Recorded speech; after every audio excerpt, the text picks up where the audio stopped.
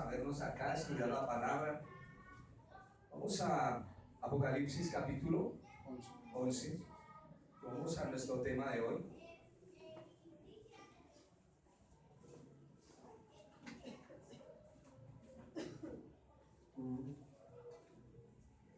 Vamos a leer del versículo 1 al versículo 8. Dice la palabra del Señor: entonces me fue dada una caña semejante a una vara de medir, y se me dijo: levántate y mide el templo de Dios y el altar y los que adoran en él. Pero el altar que está fuera del templo, déjalo aparte y no lo midas, porque ha sido entregado a los gentiles y ellos hollarán la ciudad santa 42 meses. Y daré a mis 2 testigos que profeticen por 1260 días vestidos de silicio. Estos testigos son los 2 olivos, y los 2 candeleros están en pie delante de Dios de la tierra. Si alguno quiere dañarlos, sale fuego de la boca de ellos y devora a sus enemigos. Y si alguno quiere hacerles daño, debe morir él de la misma manera. Estos tienen poder para cerrar el cielo, a fin de que no lluevan los días de su profecía, y tienen poder sobre las aguas para convertirlas en sangre, y para herir la tierra con toda plaga cuantas veces quieran. Cuando hayan acabado su testimonio, la bestia que sube del abismo hará guerra contra ellos y los vencerá y los matará. Y sus cadáveres estarán en la plaza de la grande ciudad, que en sentido espiritual se llama Sodoma y Egipto, donde también nuestro Señor fue crucificado. Oremos. Señor, necesito gracia de parte tuya para comunicar el mensaje a tus santos. Ellos necesitan gracia a su oído para que la palabra llegue a sus corazones. Señor, cada vez me resulta un poco más complicado ir estudiando tu palabra, y te agradezco. Te agradezco por esto, Señor, porque es una preparación para mi vida y mi alma, Señor. Porque he aprendido, como dice tu siervo Spurgeon, que al preparar el alimento para tus santos en la mesa, ellos tengan un alimento sólido, verdadero, que comer y que compartir. Señor, yo te doy gracias porque venimos de unas luchas, de unas festividades, de momentos de alegría. Y hoy estamos acá, Señor, en este día de reposo, suplicándote que tomes control de nuestros pensamientos, de nuestro corazón, que podamos disponer este tiempo, Señor, que tenemos para escuchar tu palabra, que podamos llevar cautivo todo pensamiento a la obediencia a ti, que no piense más de lo que debo pensar en este momento, sino que mi mente esté tranquilo y mi corazón esté sujeto para poder verdaderamente, Señor, aprender lo que tu palabra dice. Te doy gracias en esta hora, mi bendito Señor.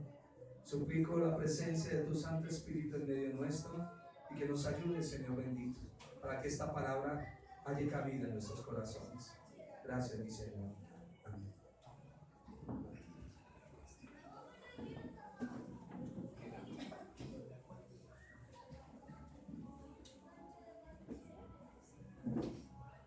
Dice nuestro versículo 1: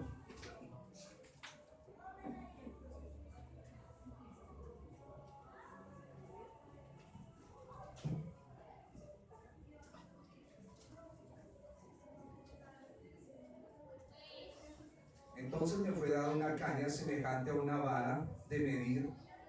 Esta misma profecía está en Ezequiel, cuando el Señor iba a hacer una separación de lo que era Jerusalén. Ahora lo está haciendo en estos momentos que estamos trasladándonos más o menos al año 67 al 70, donde va a haber una separación. Entonces me fue dada una caña semejante a una vara de medir, y se me dijo: levántate y mide el templo de Dios y el altar y a los que adoran en él. Pero el patio que está fuera del templo, déjalo aparte y no lo midas. Recuerde que todo lo que comenzamos a leer en Apocalipsis, aunque tiene su interpretación, son solo figuras. Una caña para medir el templo de Jerusalén es tenaz, es impresionante. Lo que el Señor está dando en estas figuras es la separación de creyentes de los judíos religiosos. El mensaje del Evangelio comienza con el último profeta, que es Juan el Bautista, y luego pasa hablando del Cordero de Dios que su merced le celebró el cumpleaños el 24, ¿cierto? Que se acordó de su Señor y oró porque me di cuenta. Acá estuvimos. El Cordero de Dios que quita el pecado del mundo, aquel que nació en un pesebre. Y el Señor viene y comienza su predicación. ¿Cuál era la predicación de Él? Él no viene a instaurar ninguna iglesia, Él no viene a montar denominaciones, Él viene a enderezar al pueblo con la ley del Señor. Y para aquellos que estuvieron esperando la promesa de su advenimiento, acaba de llegar el Señor y el Señor comienza su predicación. Al comenzar su predicación llama a 12 discípulos. 12 discípulos de entre los judíos, que son los 12 apóstoles, 12 columnas en la iglesia. Esto me habla de que el nuevo pacto comienza con la predicación de enderezar lo que se había torcido en el tiempo antiguo. En la predicación de los apóstoles comenzaron, ¿recuerdan cuando fueron los 70 y volvieron con gozo? ¿Por qué volvieron con gozo?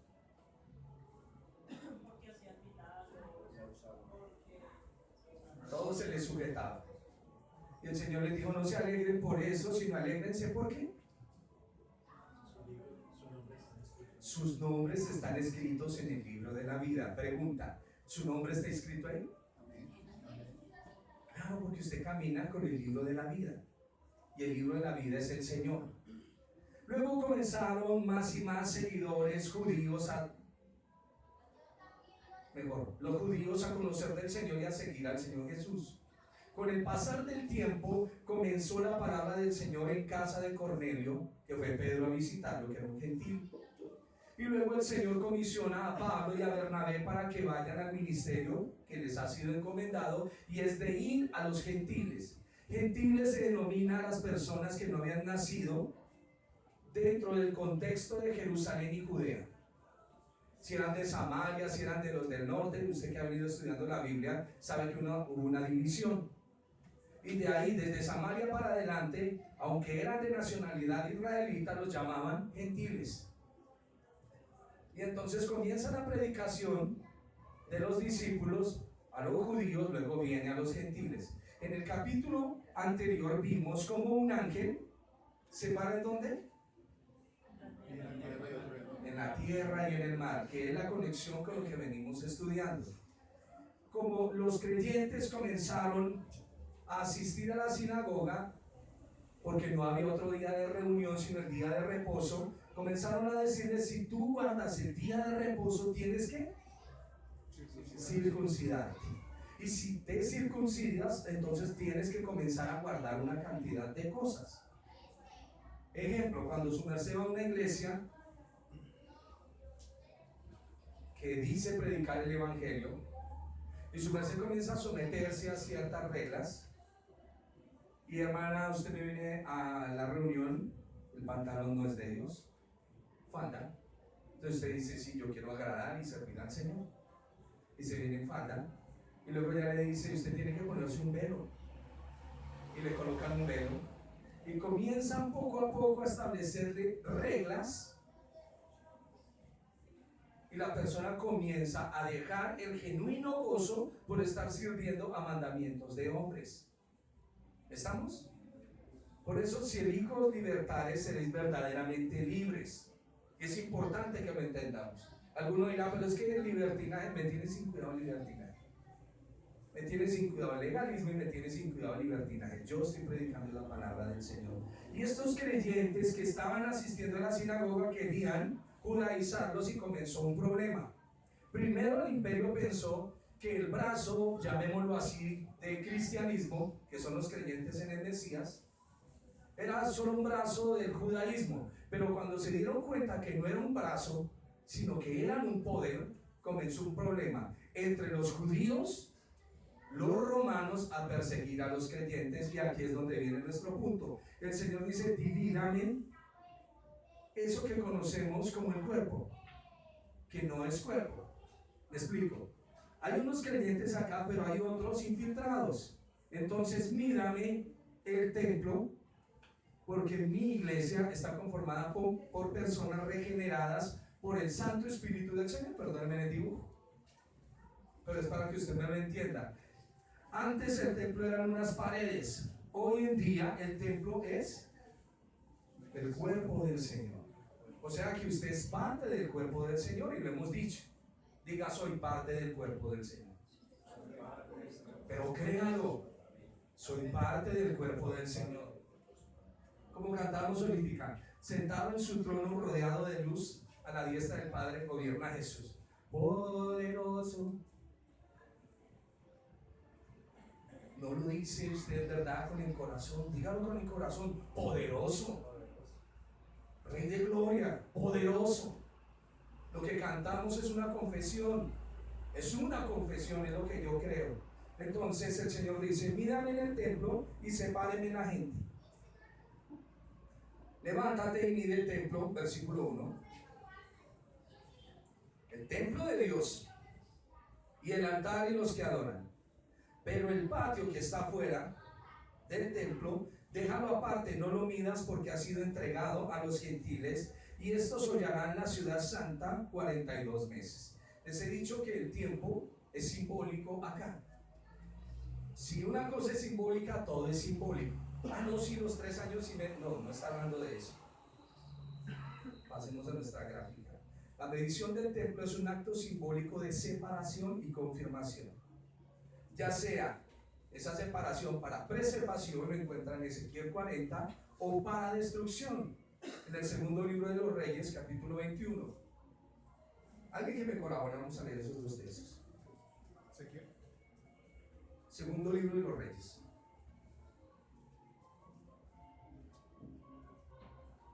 Las figuras son sencillas, básicas.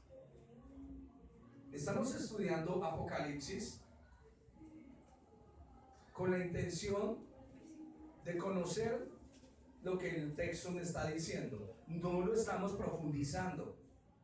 No estamos metidos en la profundidad de Apocalipsis, no. Estamos mirando los sucesos del primer siglo. ¿Qué dice el segundo libro de los Reyes 21?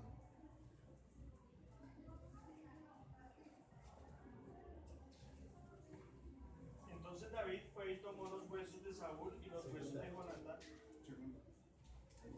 Por tanto, así ha dicho Jehová. Segundo libro de los Reyes, capítulo 21. Por tanto, así ha dicho Jehová, el Dios de Israel. He aquí yo traigo tal mal sobre Jerusalén y sobre Judá, que al que lo oyere, le retirarán ambos oídos. Y extenderé sobre Jerusalén el cordel de Samaria y la plomada de la casa de Acab, y limpiaré a Jerusalén como se limpia un plato, que se friega y se vuelve boca abajo. Y desampararé el resto de mi heredad, y lo entregaré en manos de sus enemigos, y serán para presa y despojo de todos sus adversarios. Amén. Entonces en el texto está hablando de que hay una medición, hay un cordel. Siempre que hay medición en el templo, la figura que está dando es separación, unos para limpieza y otros para destrucción. Separar lo santo de lo profano es lo que está hablando Apocalipsis capítulo 11. En el templo de Salomón había un atrio interior para los sacerdotes y uno exterior. El patio exterior, que es el atrio de los gentiles después en el segundo templo, representa el patio sacerdotal. Recuerden que el juicio es contra los sacerdotes de Israel. Cuando un predicador no predica la palabra, en estos tiempos no lo estamos viendo.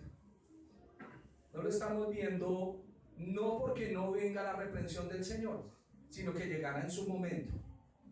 Porque como estamos en la etapa de la predicación, dice el apóstol Pablo, unos predican por contienda, otros por vanagloria, otros por añadir dolor a mis cadenas, a mis prisiones, pero como sea, que sea predicado el evangelio. Cuando los sacerdotes son malos, escúchenme, y no enseñan la palabra del Señor, no enseñan la ley del Señor, ¿qué pasa con el pueblo? El pueblo desconoce a su Dios.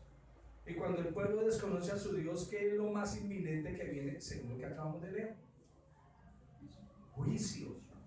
Juicio. Si nuestra nación llegase a entrar en juicio, un terremoto, una devastación, es porque los sacerdotes del Señor no han predicado la verdad. Porque el Señor está tan interesado en llenar nuestros bolsillos como en vaciar nuestro corazón de pecado y llenarnos de su presencia. ¿Entendido? No pierdan el foco jamás. Dice que, verso 2, el patio que está fuera del templo, déjalo aparte, no lo midas, porque ha sido entregado a los gentiles y ellos hollarán la ciudad santa 42 meses. ¿Qué es lo que está diciendo? En medio de todo esto, esa figura la veíamos en la reunión pasada, los ejércitos van a invadir Jerusalén. Y en medio de la invasión a Jerusalén, ustedes que me han estudiado ya en Daniel, cuando entra Tito y Vespasiano, Tito dice: no me vayan a destruir el templo, porque es un patrimonio. Pero las tropas están tan enardecidas que se van al templo y lo destruyen. Que lo que queda hoy en día es un pedazo de pared, que es lo que se conoce como el muro de los lamentos. Eso es lo que se conoce hoy en día como el muro de los lamentos, un pedazo de pared del templo que quedó, de aquel templo, que lo que tiene que recordarme es que el Señor abandonó ese lugar. Jerusalén, Jerusalén, que matas a los profetas y apedreas a los que te son enviados. ¿Cuántas veces quise juntarte como la gallina? ¿Y qué dice? Pero no quisiste. Lucas capítulo 21, versículo 24.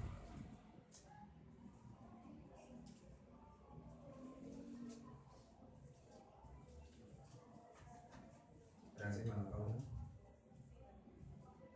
Y caerán a filo de espada, y serán llevados cautivos a todas las naciones, y Jerusalén será hollada por los gentiles, hasta que los tiempos de los gentiles se cumplan. Conexión de Apocalipsis 11 con Lucas 21-24, con Mateo 23-24. Es importante que entendamos que hay un solo pensamiento en la Escritura, no hay dos. Tratar de mirar estos eventos que el Señor ha dicho, porque el Señor dijo: esta generación no pasará hasta que todo esto esté cumplido. Y lo que habla Apocalipsis primariamente, es la destrucción del templo en Jerusalén, la destrucción de Jerusalén. 2, la instauración de la iglesia. Me explico. Abraham, Isaac, Jacob eran parte de la iglesia llamada la iglesia del desierto. Moisés son parte de la iglesia del desierto. Ellos caminaban mirando hacia adelante que un día vendrá el Mesías, e indagaban, como dice el apóstol Pedro, en qué tiempo y en qué lugar hablaba el Espíritu en que se habría de manifestar el Mesías. Pero ellos caminaban en esa fe. Ellos miraban hacia el día del nacimiento de Cristo. Amén. Nosotros miramos retrospectivamente, miramos hacia atrás, porque hace 2000 años nació el Salvador.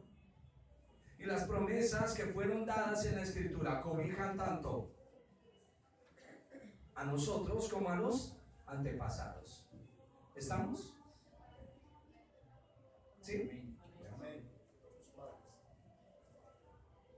Versículo 3. Y todos pertenecen a la iglesia del Señor. La iglesia del Señor siempre ha sido espiritual. La iglesia, aunque el Señor dio ciertos mandamientos para separar al pueblo, para que el pueblo tuviera una identidad,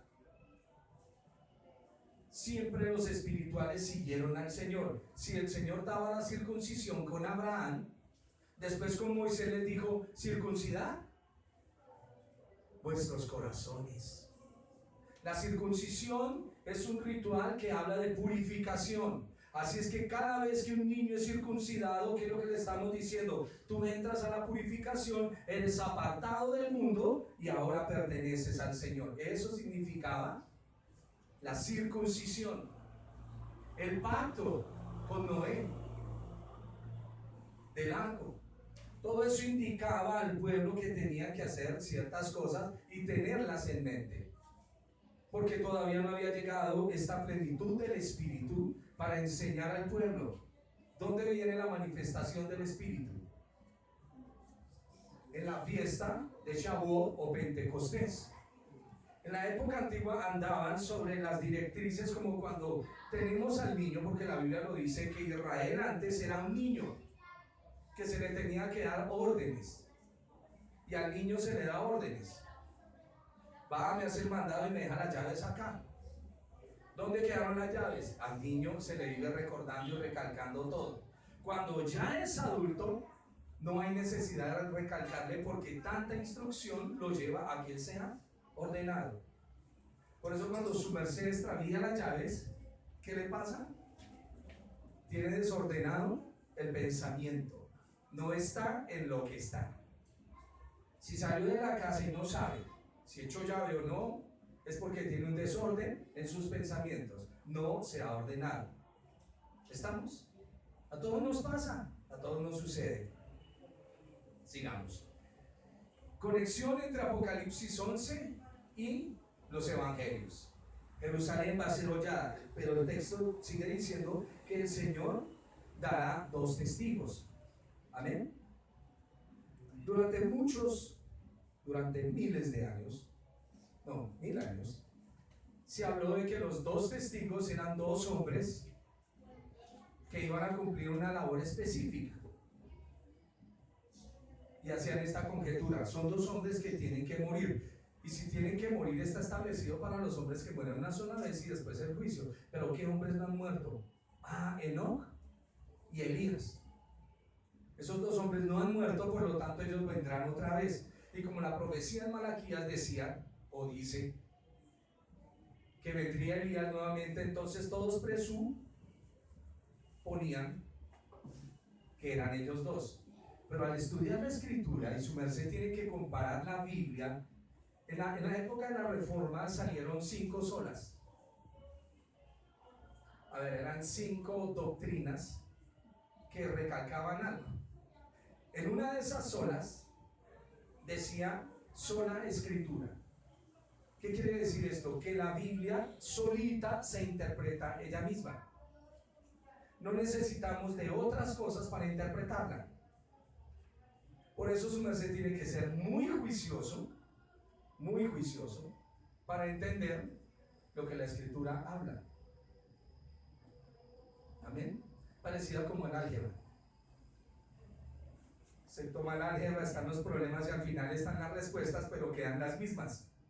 Hasta que no entra y comienza a deducir y entender. Lo mismo sucede con la Escritura. Verso 4 dice: estos testigos.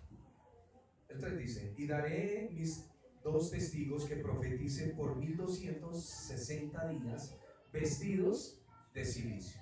Nos interesan los 2 testigos y cómo están vestidos. Estos testigos son los 2 olivos, los 2 candeleros que están en pie delante del Dios de la tierra. Cuando su merced lee Ezequiel, encuentra los 2 candeleros o encuentra los 2 olivos. Cuando su merced lee Romanos, encuentra en el capítulo 10 y 11 que hay 2 olivos, un olivo natural y otro que es injertado, pero vienen a ser uno solo. Las 2 ramas de olivos, los 2 ungidos que están junto al Señor de toda la tierra, debe entenderse a la luz de Romanos 11, llevando el testimonio de los 2 verdaderos testigos. Me explico. Ya entrando a profundizar en los textos, dijimos que los 2 olivos o los 2 testigos, ¿quiénes son? Lo dijimos en clase pasada. La iglesia. Amén, perfecto. ¿Y la iglesia qué mensaje tiene que comunicar? El evangelio, que es la buena nueva. ¿Qué es la buena nueva? Que ha llegado la respuesta tan esperada a la pregunta que había en el Antiguo Testamento. O sea, que ¿qué es lo que hace la iglesia? La iglesia predica la ley y los profetas, y la ley y los profetas se resumen ¿en quién? En el Señor Jesús. Cuando decimos la ley y los profetas, también su merced lo puede llamar Antiguo Testamento. Ley y profetas, Antiguo Testamento. La iglesia dice que las profecías dadas en el Antiguo Testamento se cumplieron en el Mesías y que ahora todo aquel que cree en el Mesías tiene salvación. Porque todo aquel que en él cree no se pierde, mas tiene vida eterna. Mas el que no cree ya está condenado por no creer en el Salvador. Por eso, mis queridos hermanos, en esta mañana usted llega a este lugar y no llegamos tan limpios como esperamos, pero llegamos a que nos hagan una asepsia espiritual, una limpieza. A eso venimos. Y por eso oramos y le decimos: Señor, tú sabes que lo intenté y fallé, pero ayúdame. ¿Y el Señor qué hace? Levántate.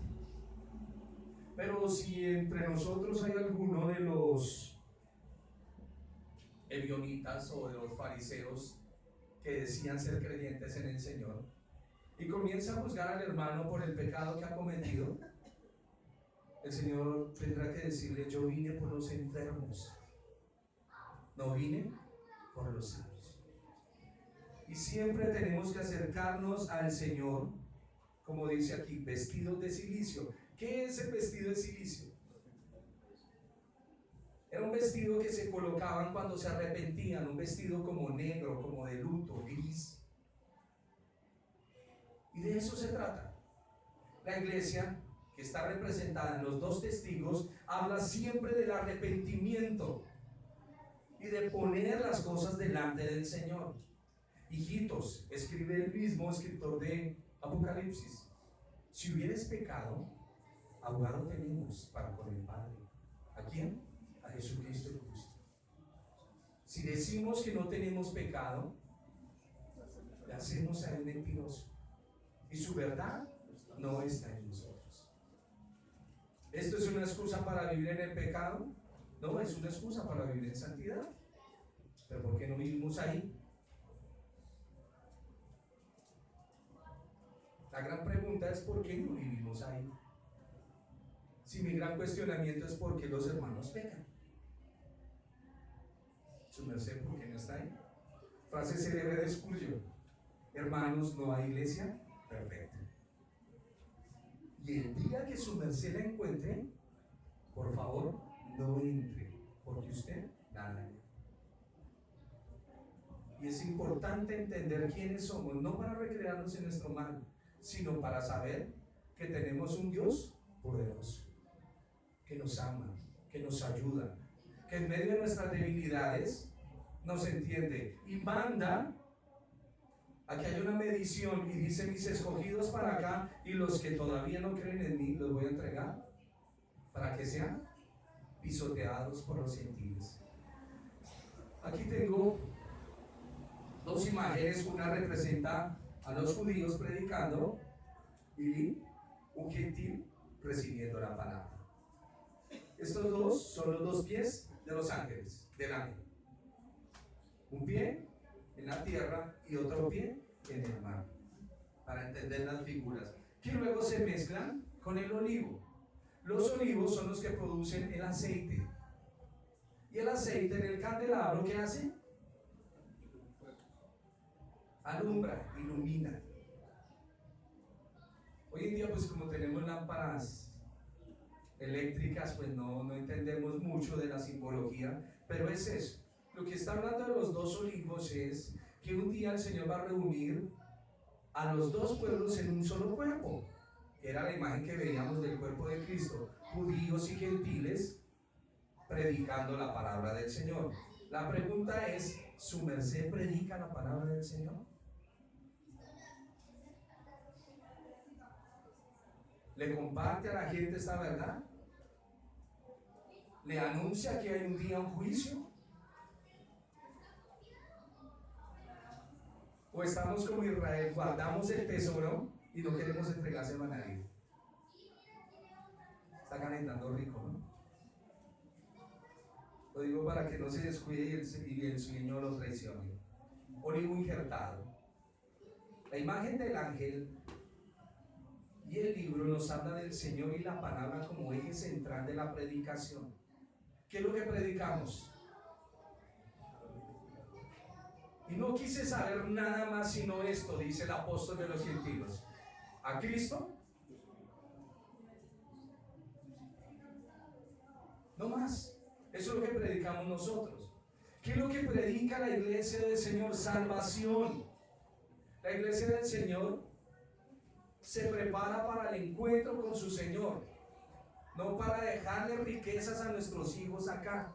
Y si le va a dejar una riqueza, la mayor riqueza es la comunión con Dios, que tenga donde ampararse, donde refugiarse. Tiene su Señor, no lo olvide. Instruye al niño en su camino, que aun cuando fuere viejo, no se apartará.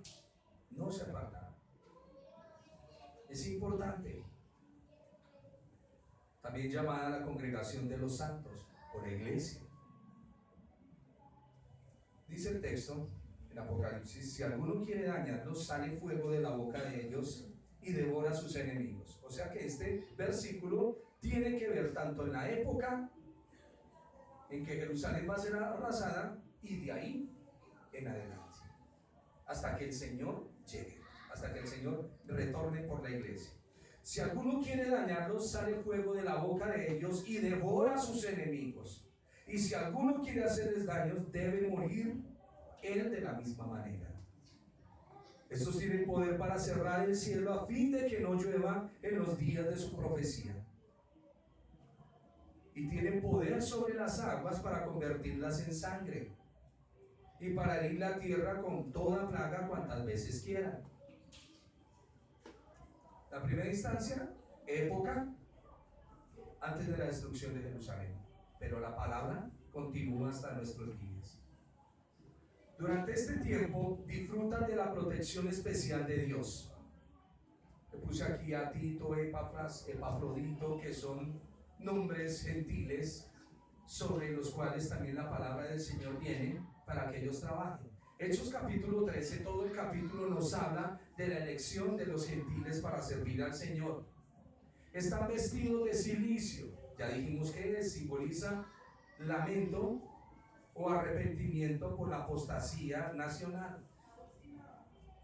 Miren, una cosa que más le duele a uno como creyente, que se pare el predicador y nos muestre el lujo y no el Señor. ¿Está viendo? No hay cosa más dura que acercarme a un hermano y me muestre lo que hablamos el 24, no su gozo, sino su amargura. ¿Se ha comido bien? Les invito, hay una hierbita que se llama ajenjo. Pruébenla. Hagan una agüita de ajenjo y pruébenla. Lo que es la hiel de la amargura. Su amargura solo lo contamina a usted. Y si usted se pone a ponerle cuidado, ¿no? Tenemos que tener gozo. Las predicaciones son ¿para qué son las predicaciones? Las predicaciones son como el buen ungüento. ¿Para qué son? ¿Qué se hace con el ungüento? ¿Qué se hace? Se aplica. A ver, como la buena crema. Sí, para que me lo entiendan mejor.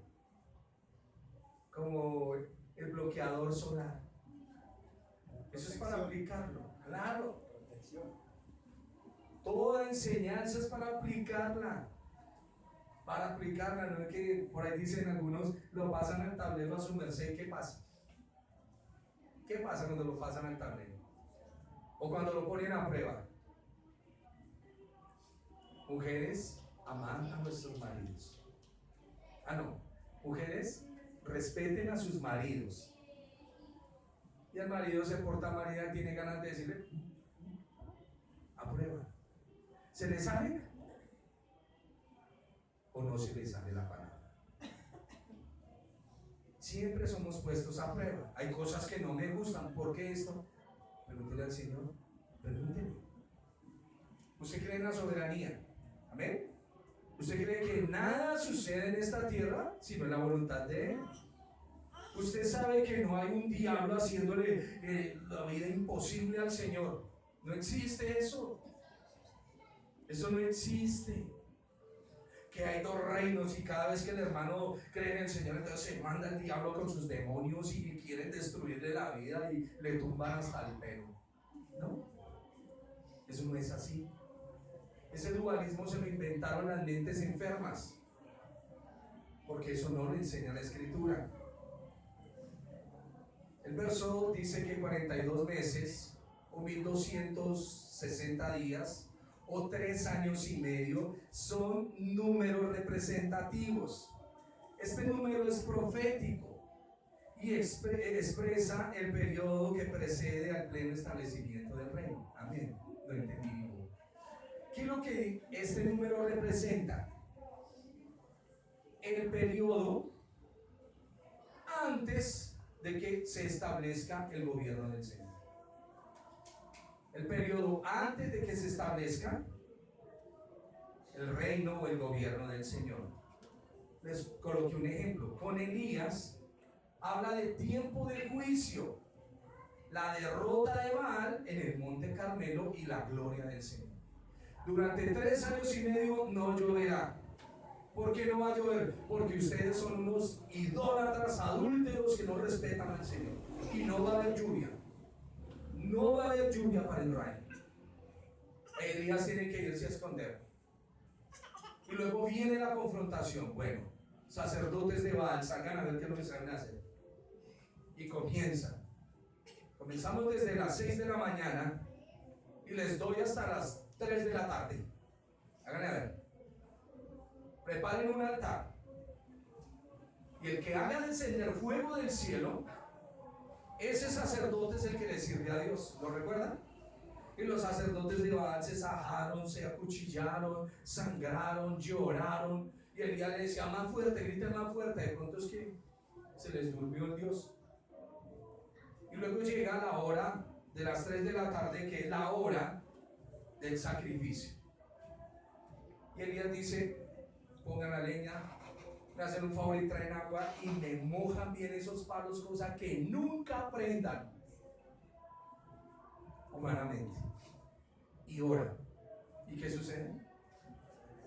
Cae fuego del cielo y quema todo. Y ahí es donde viene la confrontación. Estos no son sacerdotes de Dios. ¿Y qué pasa? Hermano, ese tiempo también podría representar desde la muerte del Señor hasta este momento. O sea, podría haber alguna relación ahí. Podría verse de acuerdo a la perspectiva de la profecía de Daniel. Porque recuerde que el Señor le da la ley a un pueblo llamado los judíos. Y un día uno de esos judíos llamado Daniel le pregunta, Señor, ¿qué va a pasar con nuestro cautiverio? ¿Qué va a pasar con Jerusalén? ¿Volveremos a tener templo? ¿Qué va a suceder? Y todas estas profecías van encaminadas allá. Entonces, mirándolo desde la perspectiva de Daniel, sí. Pero aquí en el libro de Apocalipsis me toca tomarlo simbólicamente. ¿Por qué? Porque la iglesia sigue en una lucha, en una confrontación. ¿Me entienden? El número en el libro de Apocalipsis es simbólico. ¿Pero me entendieron lo de 3 años y medio? O sea, es simbólico para ellos en el momento, pero representó algo en el pasado. Sí, señor, en el tiempo de Israel con la profecía de Daniel. Porque la profecía de Daniel habla de un orden cronológico. Aunque no está cronológicamente escrito, pero habla de un tiempo que va a transcurrir, 70 semanas. Y él traza estos tiempos. En el libro de Apocalipsis se traza la profecía mirando hacia atrás, pero también tengo que mirarla hacia adelante, a nuestra época y a nuestro tiempo, porque tiene que haber un cumplimiento para nosotros. Espero haya quedado aclarado el punto. Cada vez que la Biblia me habla de un tiempo, a ver, que en 3 días sucedió esto, yo tengo que remitirme a la Biblia a mirar los 3 días que representa. Aquí me está hablando de 3 años y medio. Me toca devolverme y mirar qué fue lo que sucedió en alguna época en 3 años y medio. Y aunque en Apocalipsis no me está hablando específicamente de 3 años y medio, sino que me está hablando de un tiempo en el que el Señor va a mostrar su gloria y su venganza.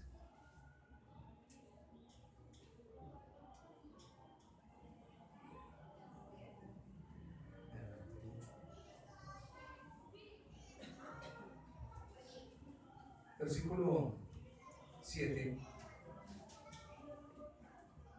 A ver, se lo resumo para leer, para que sigamos nuestra lectura en el texto.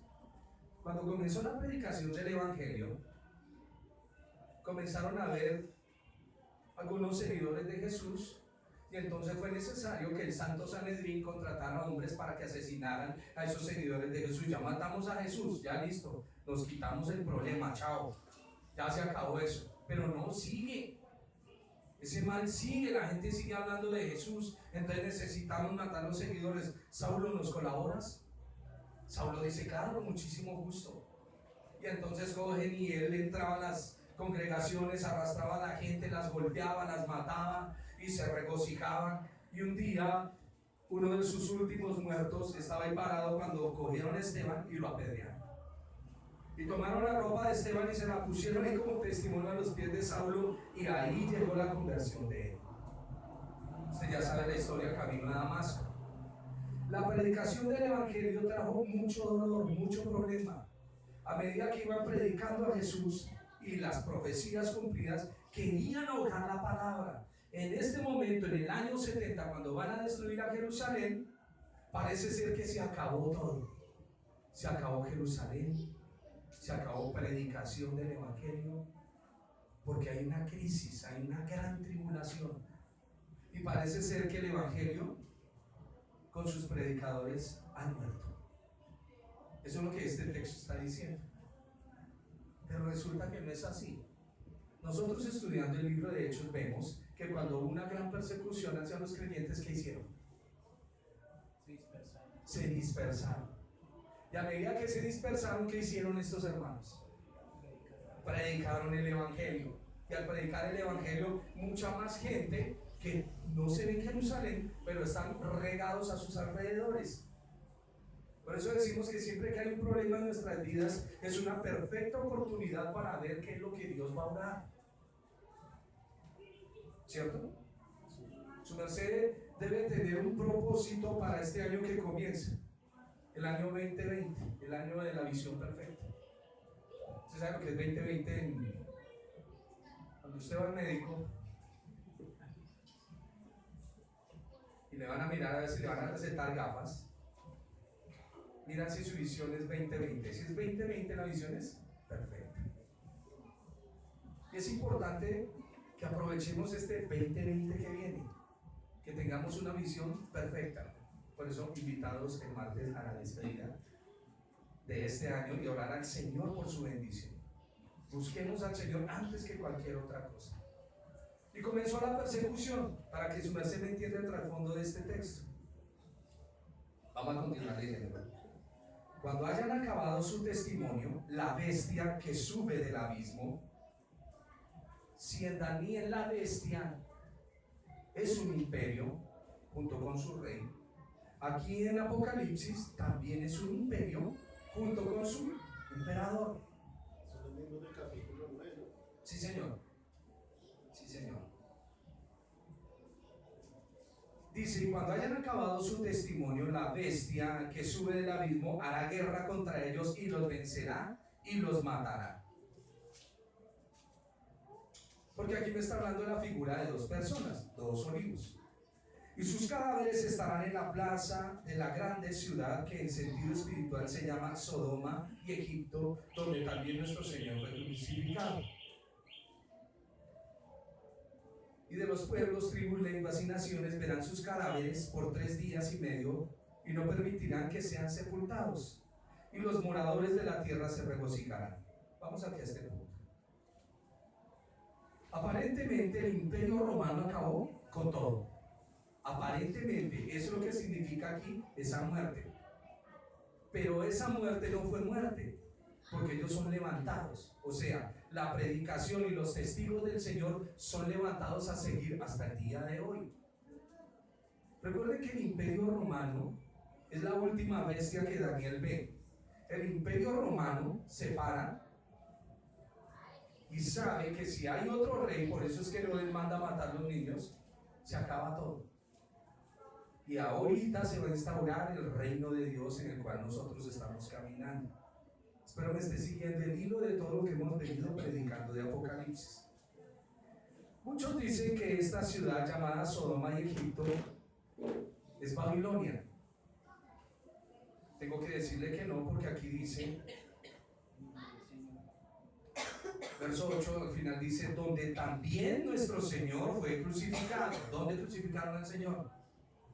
En Jerusalén. O sea que esta mujer que usted va a ver como la gran ramera es Jerusalén, no es otra. No hay otra. De aquí venimos. Los profetas a menudo hablaban de estados paganos junto con sus reyes como bestias terribles que hacían guerra contra el pueblo del pacto.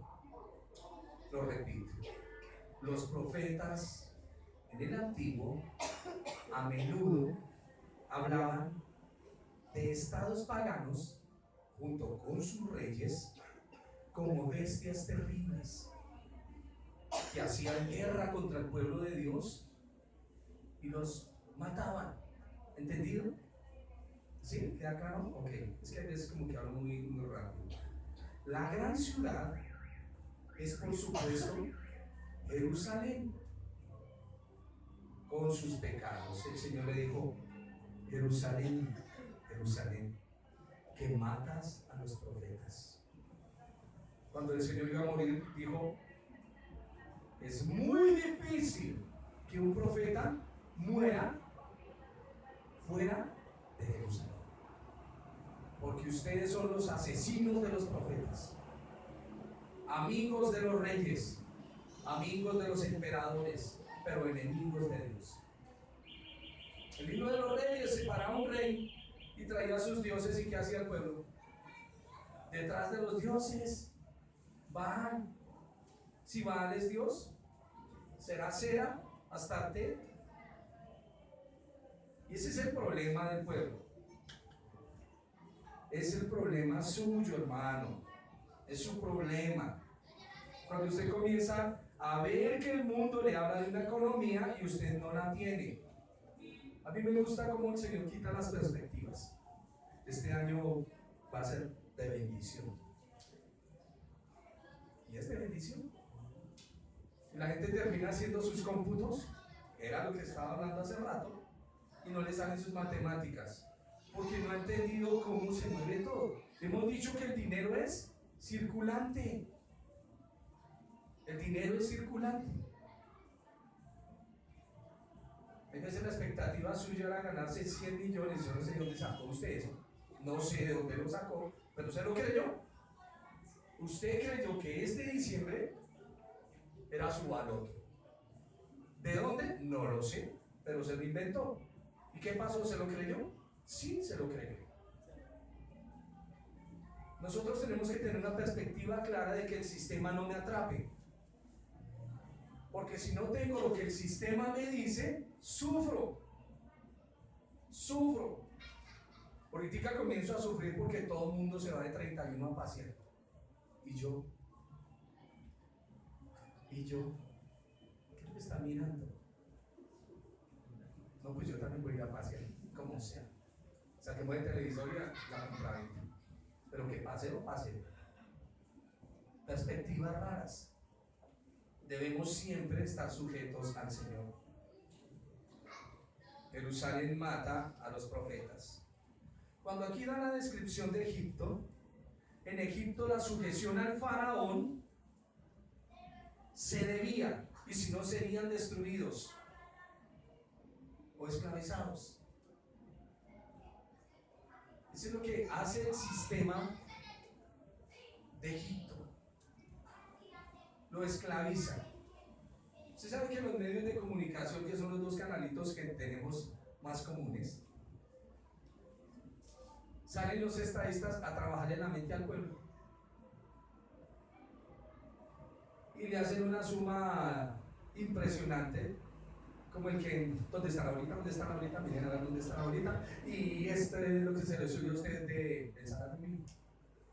Y le hacen unas estadísticas que usted, oiga, sí, ¿no? ¿Qué nos toca decir? Pues sí, así es. Y eso es lo que come el pueblo. Y nosotros debemos de tener mucho cuidado. Porque el César quiere gobernar.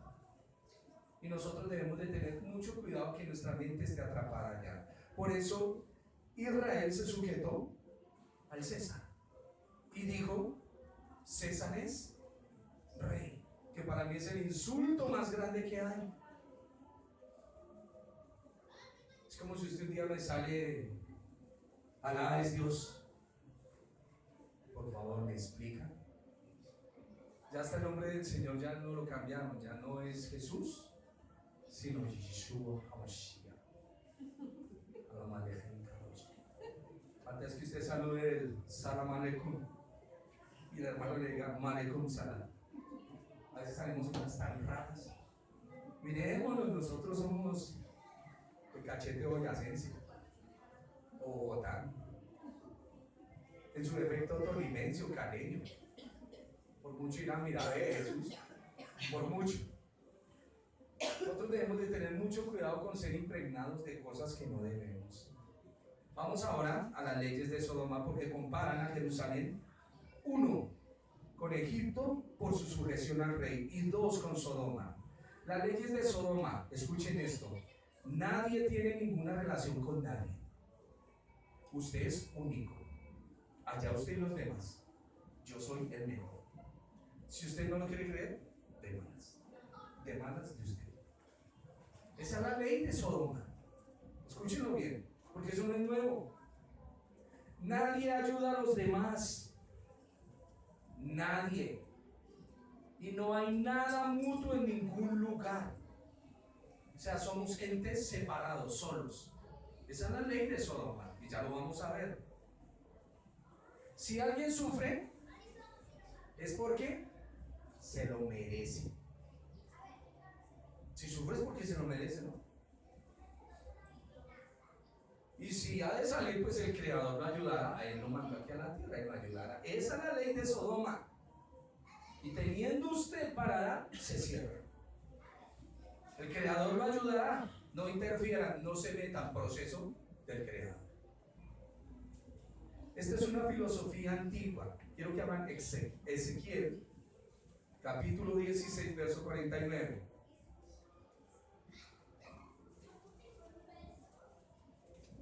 Tiene una base interna muy fuerte y seria.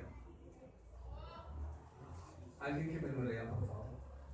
Voz clara. He aquí que esta fue la maldad de Sodoma, tu hermana, soberbia, saciada de pan, de abundancia, de ociosidad. Tuvieron ella y sus hijas, y no fortaleció la mano del pobre y del desvalido. Amén. La gente dice: ¿por qué destruyeron a Sodoma y Gomorra? Porque eran solo homosexuales. No. Lamento decirles que no. Ahí está en la escritura por qué fue destruida. Porque les dieron y a nadie le compartieron. Saciedad de pan, ociosidad, pero nunca fortalecieron al pobre y al desvalido. Y eso es un pecado delante del Señor. Eso es un pecado. Por eso es que fueron destruidas esas ciudades. En esas ciudades, escuchen, que es el relato que su merced oye. Llegó un día, llegaron unos ángeles, visitaron a Abraham. Entre ellos Abraham identifica al Señor. Después hablamos de los ángeles, que es un tema exquisito. Y llegan a la ciudad de Sodoma como dos hombres normales. Y entonces la ley de Sodoma es: aquí no hospedamos a nadie. Y el que se quiera quedar acá lleva sus consecuencias. Y cuando entran los dos ángeles a la casa de Lot, pues vino la ofensa. Y él saca a sus hijas y les dice: miren, mis hijas son hermosas, acuéstense con ellas, pero no le van a hacer violencia porque violaban a los hombres. Porque era el acto de humillarlos y sacarlos para que no regresen nunca más por acá. Esa era la ley de Sodoma. Por si no lo sabíamos, ya nos enteramos. Gracias a la escritura. Sigamos acá. ¿Qué pasó con Jerusalén? Se olvidó de ayudar al necesitado. ¿Qué decía la ley? Jamás aceptes acusación contra un hermano, a no ser por boca de dos testigos. ¿Qué hicieron con Jesús? lo mataron. ¿Qué hacían con los creyentes? Los perseguían. Nunca fortalecieron la mano del débil. Se regocijaron, como solemos nosotros hacerlos con los que nos gustan. El Señor dice: no se regocije con los que les gustan, regocíjese con los que no le gustan, y así darás testimonio de que eres hijo de Dios. Si te obligan a llevar una carga, una milla, llévala 2. Se me olvidó otra vez esta ley del Señor. Por favor, vaya y lea Mateo 5. Mateo 5, 6, 7 encontrará el sermón del monte. Si puede que se me olvidó. Si es que usted cree que el Señor es altanero igual a mí, soberbio igual a mí, que mi pensamiento tiene que doblegar la Escritura y al Señor, ¿quién dijo eso? Es el Señor quien me doblega a mí. Dice la Escritura que a los 2 testigos los matan. Verso 8: y sus cadáveres, ya vamos acercándonos al final, estarán en la plaza de la grande ciudad, que en sentido espiritual se llama Sodoma y Egipto, donde también nuestro Señor fue crucificado. Y los demás pueblos, tribus, lenguas, naciones verán sus cadáveres por 3 días y medio y no permitirán que sean sepultados. ¿Qué quiere decir esto? Un cadáver sin sepultar habla de un escarnio. O sea, van a hacer escarnio de ustedes, se van a burlar de ustedes. Es más, los judíos van a hacer fiestas, se van a mandar regalos cuando sepan que ustedes están siendo exterminados. Los cadáveres hablan de escarnio y vergüenza, que pasará el pueblo, lo afrentará y se burlarán, y hasta el día de hoy sigue lo mismo. ¿Uno se ha burlado de usted por el Evangelio?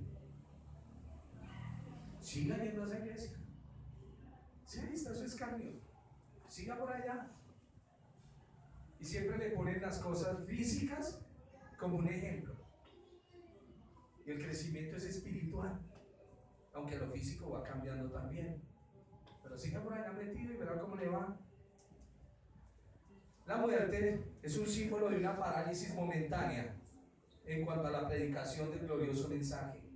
Los moradores de la tierra, dice el versículo 10, los moradores de la tierra se regocijarán sobre ellos y se alegrarán y se enviarán regalos unos a otros, porque estos 2 profetas habían atormentado a los moradores de la tierra. Ya sabemos que la tierra es Israel, y para Israel judío apóstata le era ofensivo el mensaje del Evangelio, el mensaje verdadero. Versículo 11 dice: pero después de 3 días y medio entró en ellos el espíritu de vida enviado por Dios, y se levantaron sobre sus pies y cayó gran temor sobre los que los vieron. Cuando habla de que resucitarán, es el resurgimiento de la predicación de la palabra, y la gente se va a admirar de cómo no se perdió el mensaje, cómo una persecución y una intimidación no hace que usted desista de predicar a su Señor. Por eso es que dicen algunos historiadores que 12 hombres estuvieron dispuestos a morir por una mentira. El Evangelio no es ninguna mentira, es poder de Dios. Y oyeron una gran voz del cielo que les decía: subid acá, y subieron al cielo en una nube, y sus enemigos los vieron. ¿Ya sabe usted qué representa el cielo? ¿Qué es? Pues eso que vemos allá. ¿Qué representa el cielo? Gobierno espiritual. Y el poder, una nube, nos cubre. Y nuestros enemigos lo ven. Y en aquella hora hubo un gran terremoto. El terremoto habla de sacudir cimientos espirituales. Y la 10ª parte de la ciudad se derrumbó por el terremoto, y murieron en número 7,000 hombres, y los demás se aterrorizaron y dieron gloria al Dios del cielo. Terremoto, sacudidas en el campo religioso. Por favor, guarde las figuras, porque si no, su merced no va a poder entender el libro de Apocalipsis. Va a comenzar a asustarse, y cuando salga en el noticiero que una estrella viene hacia la tierra y va a chocar, y si se estrella o golpea la luna y mueve la luna, entonces un montón de cosas raras. no ve lo que está hablando Apocalipsis y sacan los textos de Apocalipsis. ¿Usted ha oído las profecías de Nostradamus? ¿De Nostradamus? La gente que coge esas profecías de Nostradamus quiere siempre acomodarlas a un contexto. Nosotros debemos interpretar a la luz del contexto, no acomodarla, sino a la luz.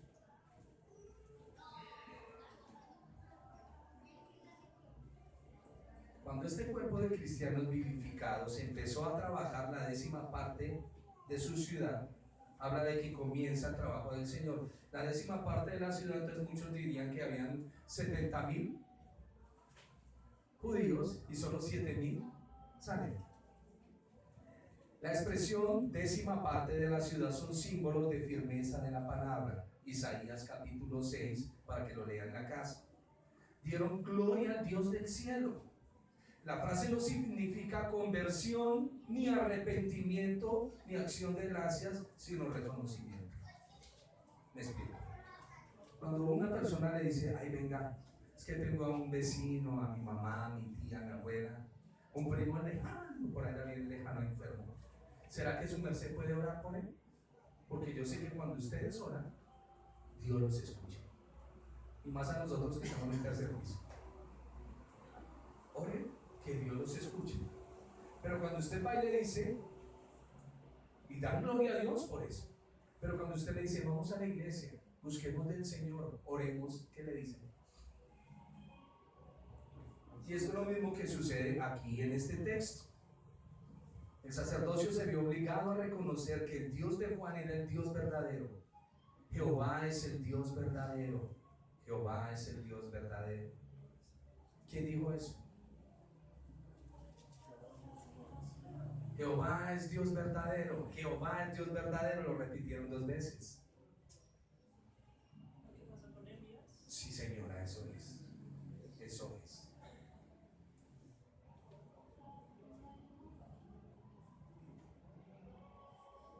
Eso ya lo saben ustedes. Judíos y gentiles comienzan el trabajo, comienza la predicación universal. Y el texto, voy a cerrarlo leyendo el Salmo 2. Dice, el segundo ay pasó, y aquí el tercer ay viene pronto. El 7º ángel tocó la trompeta y hubo grandes voces en el cielo y decían, los reinos del mundo han venido a ser de nuestro Dios y de su Cristo. Él reinará por los siglos de los siglos. Y los 24 ancianos que estaban sentados delante de Dios en sus tronos se postraron sobre sus rostros y adoran a Dios, diciendo, te damos gracias, Señor Dios Todopoderoso, el que eres y que eras y que has de venir, porque has tomado tu gran poder y has reinado.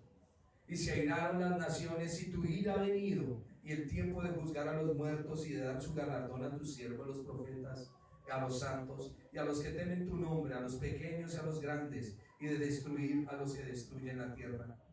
Y el templo de Dios fue abierto en el cielo, la figura del Señor, y el arca de su pacto, el Señor Jesús, se veía en el templo, y hubo relámpagos, voces, truenos, terremotos y un grande granizo. El Salmo 2. Esta exaltación de lo último es preciosísima. Pero quiero que vayamos al Salmo. Permítanme, me ubico yo acá.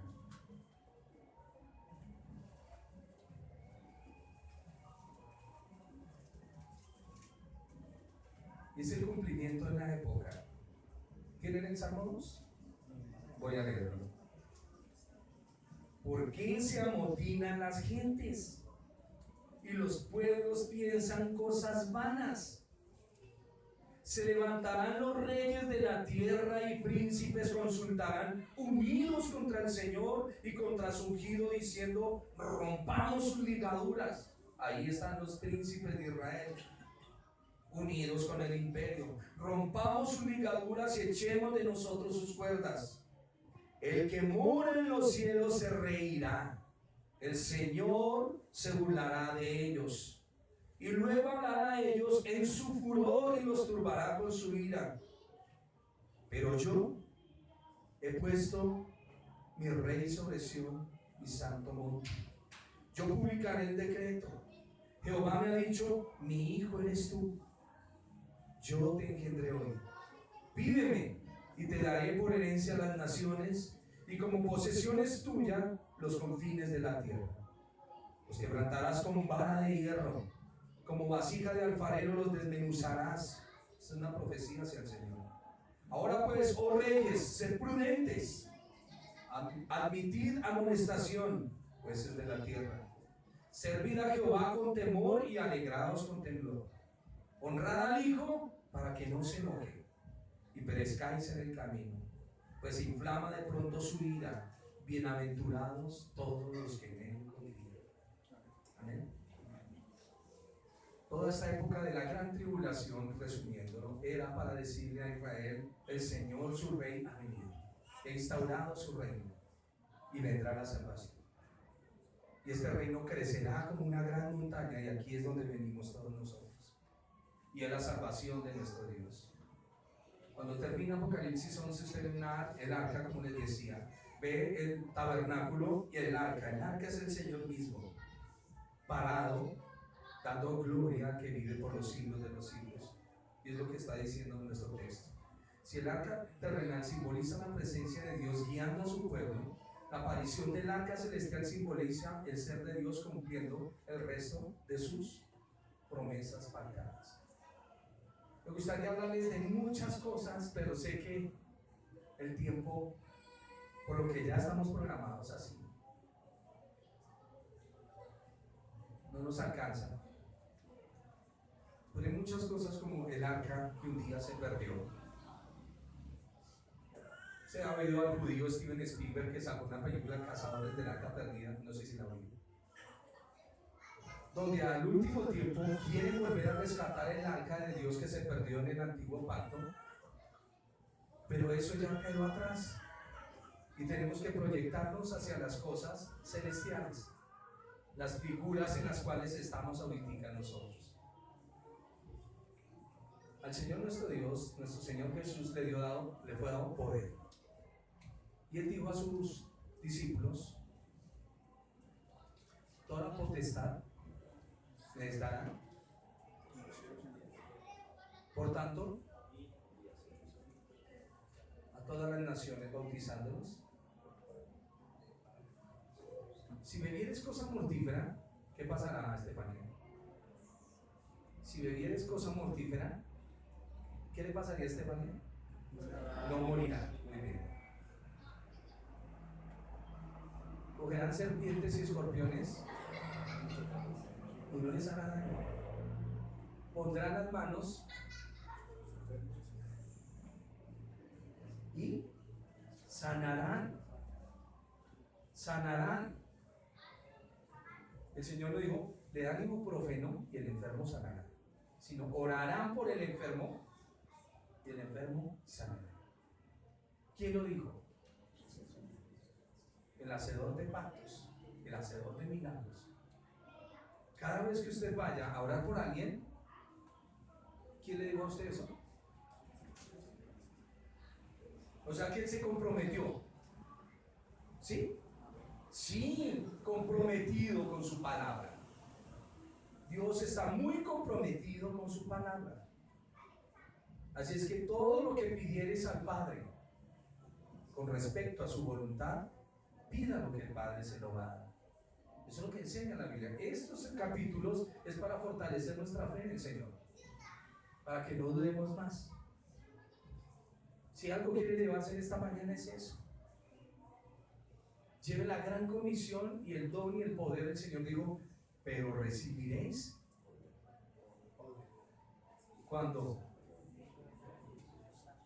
haya venido sobre quién. No diga sobre mí.